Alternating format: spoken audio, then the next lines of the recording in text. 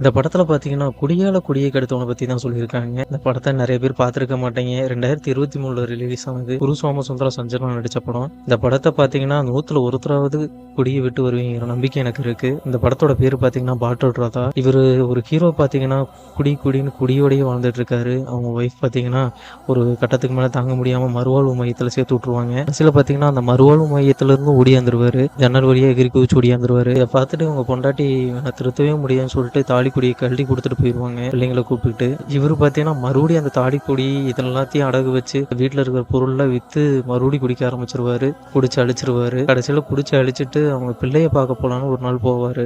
பார்த்தீங்கன்னா, தீபாவளி அப்ப பார்க்க போவாரு. அவங்க பிள்ளை நடு ரோட்ல நின்னு ஒரு வடக்கர்கள்ட்ட கையேந்தி நிக்கும். அத பார்த்துட்டு இவரு ரொம்ப மனசு உடைஞ்சு மறுபடியும் திரும்பி அழுதுகிட்டே போவாரு. அழுதுகிட்டே போய் பிள்ளைங்களுக்கு ஏதாவது தீனி வாங்கி குடுக்கலாம்னு சொல்லிட்டு ஒரு பேக்கரியில தீனி வாங்கிட்டு இருப்பாரு.